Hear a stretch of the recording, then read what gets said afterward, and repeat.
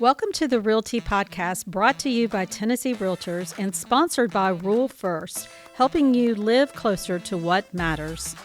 I'm your host, Angela Shields. This podcast is created for Tennessee Realtors to get the tea on all things real estate in Tennessee.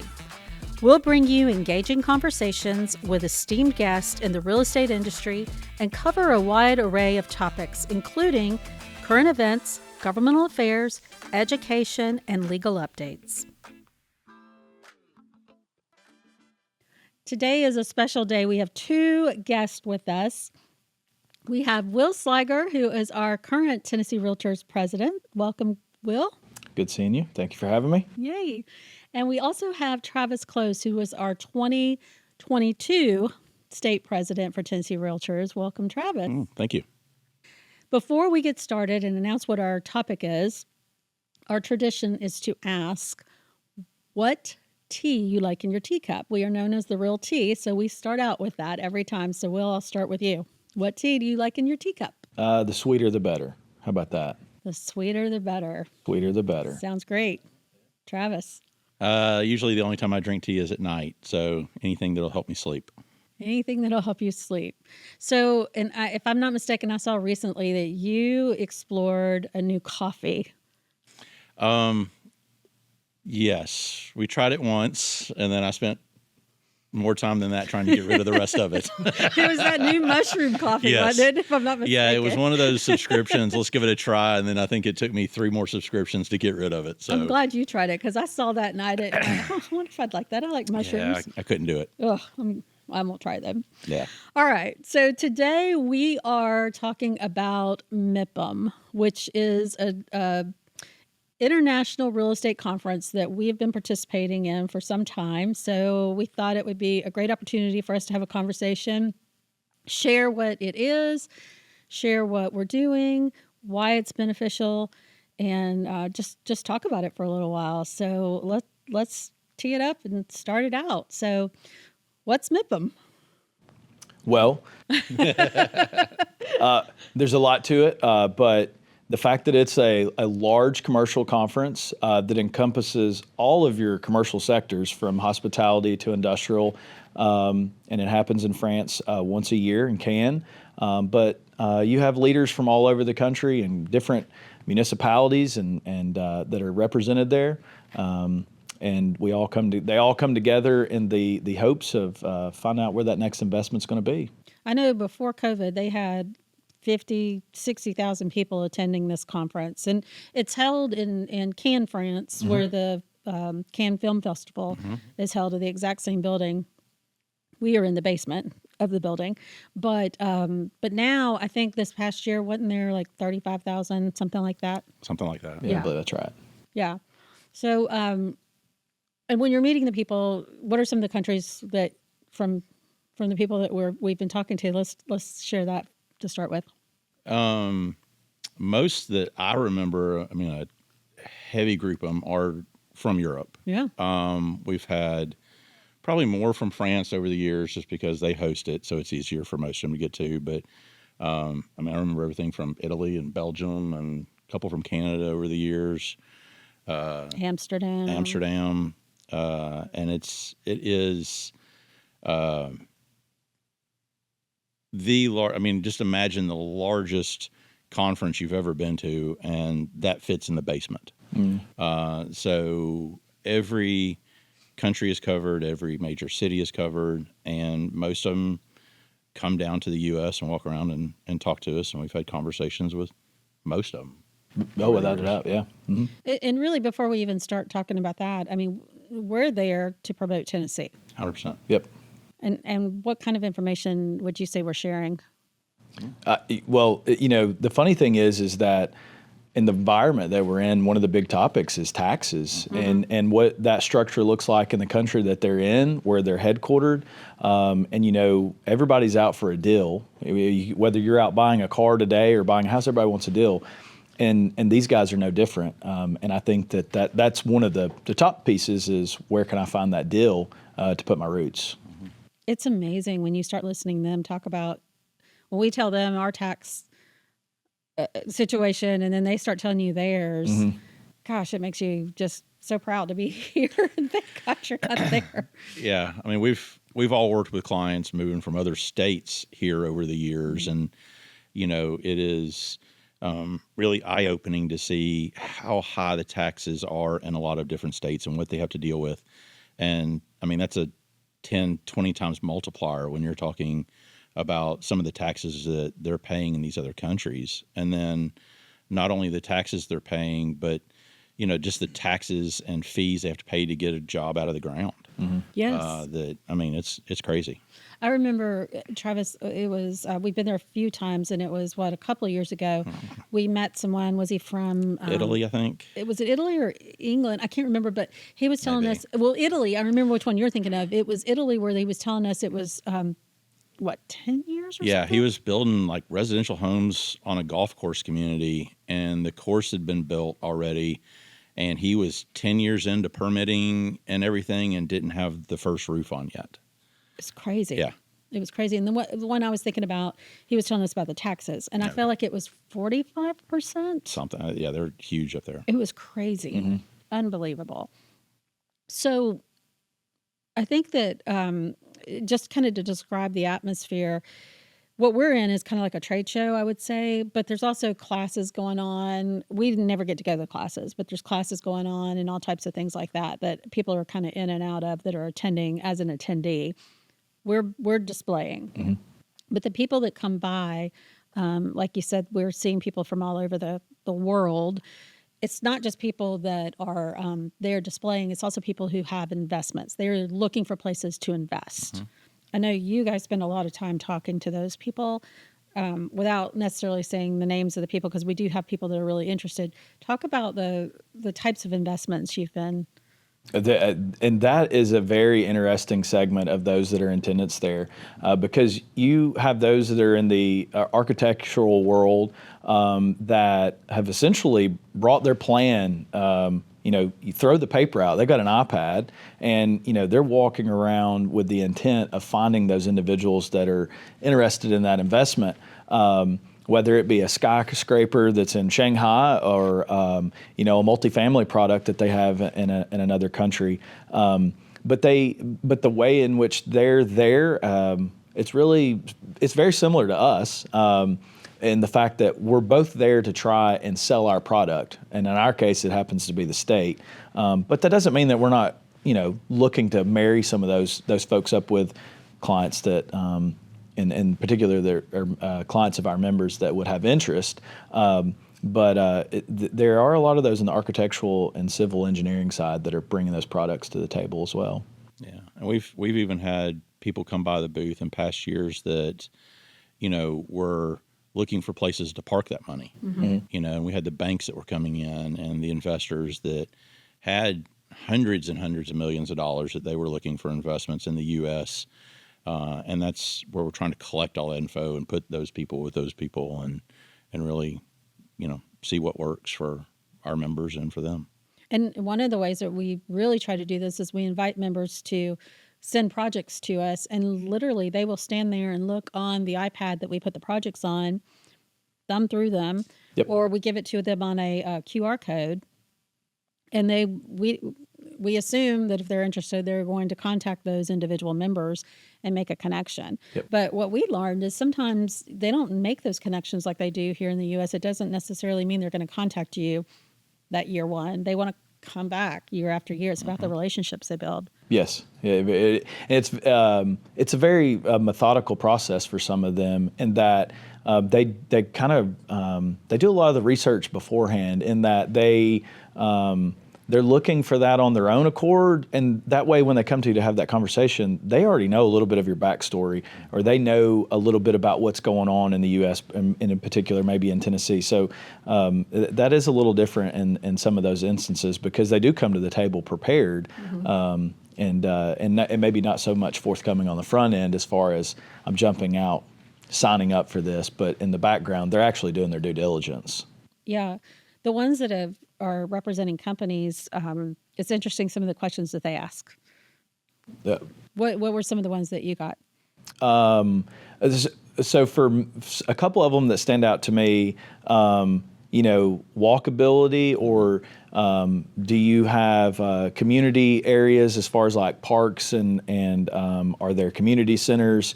Because again, these folks that are looking to hire, they want to know what that life looks like in that community for their employees that would eventually be there. And those are some interesting questions that they do present. Yeah, and I think it is more on that than it is where are we going to be located as an office? What land do you have to build on? It really is more about educating them on Tennessee and everything from, cost of living and education and everything, the parks and everything Will named. Those conversations are probably the majority of what we have with most people at a high level, because they want their employees to be happy. They know they're either going to have to hire from here or they're going to have to convince people to move here. And so they're watching that. The interesting questions that I saw sometimes were some even walk up from other countries and they would ask, "Am I going to be accepted in your community?" And that's an interesting question. And to me, it's like, we're the South. Of course, you're going to be accepted. Yeah, absolutely, absolutely. But, yeah. Give some other observations. I mean, personally, I just enjoy really digging into those questions with them, having those conversations, just standing there at the booth, because you never know who the next person walking up is and what project they're going to have, where they're from, what the language barrier may or may not be. And so, I mean, that's been real eye-opening for me, and just you never know who the next one is and what they're looking for, and if you're going to be a right fit for them. And so that's been a lot of fun, and getting to know some of them that just keep coming back. Those are the ones that are really interested, the ones that keep coming back. And we were told that year after year, that's where you'll see the interest. Yeah. I mean, they told us it'd take a little while for them to open up to us. And I mean, I don't know, like you said, it's the Southern thing or what, but they call it Southern charm. Yeah. I mean, year one, we had people interested, and I don't know, maybe it was the moon pies, but yeah, year one, we gave out moon pies trying to attract people, but it worked. And those relationships are still going. I mean, they're still coming up. It's amazing how many people recognize Tennessee for the reasons they do. What are some of the things that stand out that you saw people come out and they know Tennessee for a certain reason? Well, I'll say the one that I can't forget is the group from Poland. Oh my goodness! Yeah, those guys I think may have came by the booth 2 or 3 times a day, maybe. And it's interesting to be in a new environment, particularly in a foreign country, and you see people that are asking you, "Can I have your pen that has the American flag and the Tennessee flag?"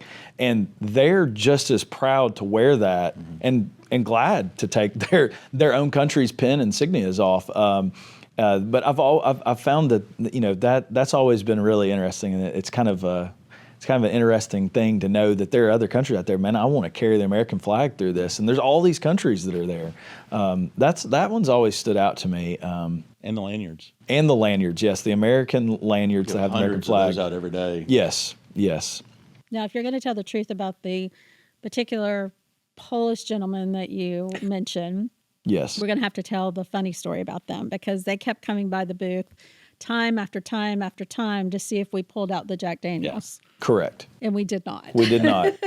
But they were looking for it. I think they found Polish Jack Daniels somewhere else, maybe. That was a year I wasn't even there. Y'all were calling me saying, "Hey, they're in the booth asking for you, and where's it?" So you just never know. Those guys were a complete hoot. They were funny. They were funny, but the other thing that was interesting is you would meet people that were there that were students that would come by, and one of you ran into somebody from a school here that was actually in training there. And was that Hagen, maybe? Maybe. We had a few last year. Seemed we had more than even in the past, but we had a number of students come up last year. Some were from New York and everything, that were over there going through that almost as a class. Yeah. Yeah, and it was the year that was with Hagen, and I believe he was actually from this area, and that was interesting to talk about his position through college and how he's getting into commercial real estate and what that future looks like. But to be able to do that at that point in your career, but not only that, but to do it while you're in college, that's what an opportunity in that environment. So it was pretty neat to meet someone else over there amongst all those people to be back from home essentially. Rule First not only lends rule, but lives rule too. And as a cooperative, they can offer products and services other lenders aren't able to. From construction to land loans to financing homes in the country, they'll walk you through the process to make your rural dreams a reality. And because community matters, they're committed to investing in the communities they're a part of. Learn how you can get closer to what matters at rulefirst.com. Rule First is a registered trademark of Farm Credit Mid-America, NMLS 407249. Equal housing lender, loans subject to approval and eligibility. So when we're there, the different types of investors that come to our booth and they're interested, what kinds of questions or what type of information are we giving them about Tennessee? Well, we actually, we take a brochure. Obviously, we want to be able to give them something to take. But in this brochure, we cover not only the cost of living and that type of stuff, but we're also showing like where our commercial airways are at, what our rail system looks like, the fact that we have good navigable water for barge and things of that nature. That's a lot of the information that we're providing, and that way they're able to leave with it, and then obviously have our contact information. But we also delve into like opportunity zones and things of that nature. And these, like again, as I said before, these folks have kind of done their homework. We're just trying to give them those extra pieces to finish the assignment, essentially. Because they're comparing us to other states. Absolutely. And the one thing about that. That we're a non-income tax state. There's 7 of us, I think. I believe that's right. Yeah. And so not all of them are there. So No. Florida's there, Illinois is there, and is that it? The no income tax states? I think so. So we really kind of stand out. I think the first time we were there, we got the "Where have y'all been?" response. So it's been we get a lot of attention. And one of the other things that's brought up in that we also talk about that they even ask about the national parks and state parks. I mean, they're really looking for the outdoors. So they have that, personal family side also that they're looking for, and the fun side of all the hiking and outdoors, not just the business side that they're asking for. Quality of life. Yeah. Big time. So it's, and the other thing about that QR code is, it's not just one and done. It stays on our website. So if they come back in 6 months and go to look, if somebody decides to put a property on there, they can keep adding and adding. And I think sometimes the other myth is this is a huge commercial component for our members, but you have people that are looking for large tracts of land. And I guess that's another good question is what different types of properties have you talked to people about? I mean, over the years, we've talked to everything from land leases here in the state, hotel locations, apartment building locations, industrial. We've had a couple conversations the last 2 years with warehouse. So, I mean, it's across the board.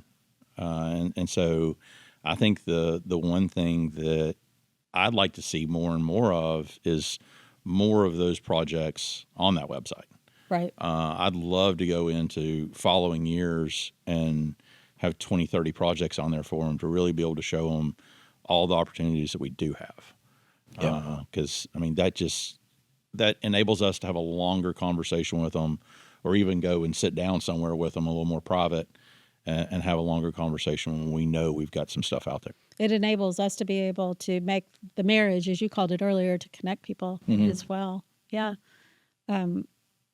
If someone wanted to attend MIPIM, what would be the benefit for them to go as an attendee? Well, I think that it's been great to see that business is done differently everywhere, and outside of what your traditional deal would be in your market, there's hurdles naturally that you haven't thought of that's going to come through, and to be able to sit and talk to these folks. The one that I go back to just from a conversation this year was, an individual talking about making that move. And when I say making the move, I mean physically picking up and moving to the U.S., in particular Tennessee. And this whole conversation was around the fact that it was a 70 to 80% tax in total that was being paid where they were at. And the logistics between, that move, it's not as simple as flipping a light switch. And so what is their recourse as far as the cost and finances? And again, to your point earlier about being able to fill those jobs, it's unique in how I go back to the mythology that these folks are thinking about as they process those different components in making that transition. And for me, the one observation that I've had year after year, the way that we run our booth and the way that we are communicating and, even really pulling them into the booth compared to other states, and, it's a completely different way of doing it. We don't have any projects that we're pitching or anything like that. And so we can have that honest conversation with them because they know we're not trying to sell them, and it lends itself to be a more casual conversation. And we've had some, in-depth conversations. I was joking about the lanyards, but how many times has that brought somebody over to the booth? Yes. And then the next thing you know, 45 minutes later, we're still talking to them. Right. Absolutely. We're building trust. Yeah. And so, we're there when you go around and you look at the different booths, I think we're doing it right. And I think that's one reason we stand out. Well, and I think that's important to note is that we don't have anyone in our booth that is trying to personally sell themselves or their business. And that's because they are representing Tennessee Realtors and our members. Mm-hmm. And I think that's real important for people to understand that because we wouldn't have that. Right. So in attending, another reason that somebody might just attend the conference, just like you would attend any other conference, is things like the education, mm-hmm. referrals, mm-hmm. because you would meet just tons of people that might be, not only would you have somebody coming, going to a country, they may have somebody coming here. So there's people going back and forth all the time, right? Yes. Mm-hmm. Right? Yeah. So then going back to the types of properties and the different types of things that you were talking about, the people coming in to talk to you, they're not talking about, you're not talking about these huge companies like a Nissan that's coming into Tennessee. No. For something like that, it'd be like maybe the suppliers. It'd be your smaller companies that don't have a presence in the state yet, that are just trying to figure out what makes sense for them for either expansion or to get closer to one of those large companies. But no, usually they're, one-off type stuff that we're talking to for the most part. They're just looking for some land or, medium-sized project, but not a large plant or anything like that. But I will say the beauty of that is that those type users, just about any market in the state of Tennessee fits that mold. Yeah. We're blessed with our interstate system and the rail and the waterway that, quite frankly, a lot of them, they want to be able to not necessarily be under the wing of some of those that they supply to, because that gives them the opportunity for other business that they may not have right now that's in the state. So it does lend itself that we're broadly talking about the whole entire state, not a singular market when it comes to that. I think some were surprised to find out we had a waterway system. Yeah. Yes. That was kind of interesting. Yes. A picture of a barge kind of made some eyes raise up. Being, How's that? Yeah. How is that? Yeah. Yeah. I think to me that was the fun conversations, is when you're able to expose them to something, to make them see how many different ways we have for transportation. Yep. So that was always fun. Then the other thing that that I would ask is in all of the different conversations that you would have, how many people, before we go there, how many people would you think we've talked to? I know you put a camera on us one time. Yeah. I guess not last year, but the year before, we had a time lapse going in the booth. And I've never counted, but I mean, it's hundreds and hundreds. Oh, yeah. Without a doubt. Yeah. hundreds. Because It's breakfast to dinner every day. It's you true. even get to eat. Oh, yeah. my goodness! Because we're there at 8:00 in the morning, and we stay till what? It's pushing at least 5:30, 6 Yeah, I o'clock. was gonna say Let's say 6 5:30. o'clock, So yeah. So I've often said, I mean, you're in that basement, no windows, and it's just people after people after people after people all week long. And so it'd be interesting to have a counter to count how many people we're We'll bring actually that next talking year. to. Yeah. So the other thing that is interesting to me, so you have the people who are wanting to actually buy the properties, invest, have their business, their thing. But the other thing that's so fascinating is you have people coming in, either they are the person or they're representing the person who has money they just need to invest. So they're coming saying, does anybody have projects they're needing off the ground that they need money? Yeah. How many of those people did you talk to? We have, 3 or 4 legit ones every year. Yeah. And, we're not even capturing those on the website yet. And there's really no way to do that and get all the information to them. But, the amount of money that they are looking to invest would be some fairly large projects. Yes. Especially for most of our members, they'd be some big ones. And we haven't even scratched the surface with some of those. To be able to put people together that are looking for those types of investors. Yeah. Where was the guy from last year that, like, his mom lived in Chattanooga? Was it Amsterdam or? I want to think it may have been Amsterdam. But literally, they do huge residential projects and fund as many as they can get. And he's just like, yeah, just nobody's come from y'all to ask before. So come on over, bring us some. Yep. And so you never know. He just came over and saw Tennessee was here and started to have a conversation with us. And, you don't know where they're going to start. Mm-hmm. Yeah, there's a lot of opportunity. And it's just a way we've got to find a way to get a list of who needs these connections so that we can help make the connections and make them solid. Yeah. So what would you say that is your biggest takeaway from being in those booths? Biggest takeaway.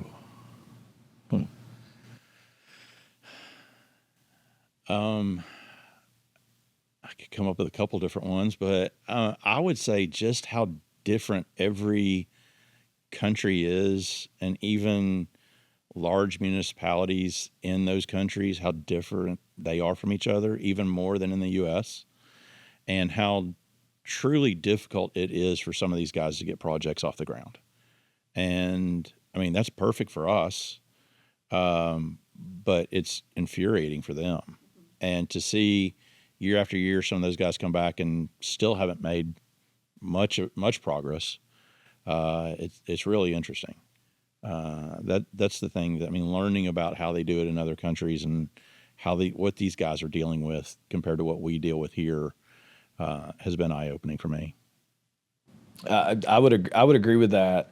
I'd also say that it's been interesting to know that there are things that are outside of their control that, like, when you're having these discussions, obviously everybody there is for an opportunity. But it goes so far to even talk about, like, what does that opportunity look like to their people back in their country they're coming from, and how is it perceived, and will they be accepted? And at the end of the day, everybody there is trying to put a deal together, ultimately to make a dollar in whatever industry they are. But to be able to have that conversation, you don't always think about, like, what's the perception where they're coming from, or the perception of those that work for them in being in the U.S. or being in Tennessee, hopefully. That's actually been a very interesting conversation to have with some of those folks, without a doubt.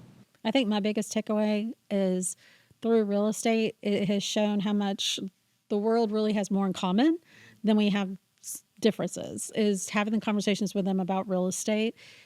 There's so much that we are all on the same page about, and they also believe in that you have wealth through real estate and that type of thing. And then the other thing that I think would be interested to talk about is getting back to our state in Tennessee. Is how do you think this benefits not just our members but our state as a whole? Well, I'll say before I get to the benefit of it, it is great to be able to pitch a state that has a very business friendly climate. And to that point this year, to be able to say, hey, not only do we have low taxes, but in the future, we're about to have the opportunity to slash the opportunity for a property tax across the state. That really got people's attention to have that conversation. But we are a very well-positioned state, and it makes it to the point to where it really just makes it to the ability to get in front of these people and catch them, because I think we have all of the goods that anybody would be looking for. It's just having that conversation. Yeah.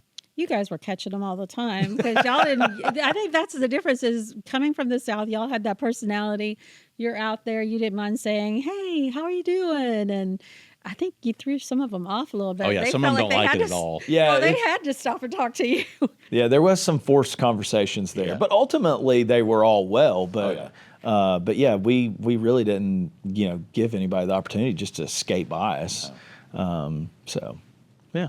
So one year we did have the Dolly stand up, and then we brought Elvis out, and they all loved having their photos made with Dolly and Elvis. That was fun. Yeah, when you were asking earlier, what's the one thing they keep coming back at? I mean, everybody knows Elvis.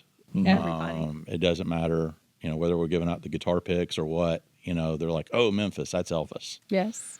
So yeah, it's interesting to see how many people really relate to that. Yeah. Great conversation starters for sure. Yep, without a doubt. Do you think it's worthwhile to be there? 100%. Yeah. I do, not only from a membership standpoint, but also look at it for the growth of the state. We've already seen that we've had all this migration that's coming in. Do we need rooftops? Absolutely. Do those people need places to work? Absolutely. But to be able to be diversified in your commercial footprint, I think is very important. And this gives us an opportunity to kind of help be a part of that. I would say after some of the conversations we had last year, now more than ever, it makes sense to be there. Yeah. It's, I know we often talk about this as a great service for commercial members we have commercial members, but it also trickles down to the residential members as well, because a lot of these projects, as you mentioned, they're going to bring workers, they're going to need housing. No matter what the project is, it's going to spread out all different ways on how it's going to benefit everybody to keep the economy growing, because that's basically what you're doing is helping with the economic development of any particular area. Mm-hmm. Yeah, I don't think any of these projects don't touch other sectors. Right. And that's why it's so important for us to be there and to be able to showcase Tennessee. And I think the fun part is everybody that you talk to has an interest in a different part of the state. Like you mentioned, mountains, metropolitan areas, outskirts. It's a little bit of everywhere. Mm-hmm. Yeah. Yep, without a doubt. Anything else you guys want to talk about? I'm good. I don't know what else to add. I could talk about it forever. I know. We could go back to talking about that mushroom coffee. I've gotten rid of it, hopefully. I don't want to think about it anymore. Well, I appreciate you both coming on and talking about this. I'm sure there'll be other topics in the future we can talk about, and we'll keep updated on this, and hopefully we can get some more projects to be able to put on those iPads. Yeah, that'd be great. Yeah, well, thank you. Thank you. Thank you. Absolutely. If you have a commercial property that you would like to share, please click the link in our show notes. Thank you all for joining us today on the RealTea podcast. If you enjoyed this episode, please share it with your friends and colleagues. Then visit tnrealtors.com to submit your questions and topics for future episodes of the RealTea podcast. Thanks for listening.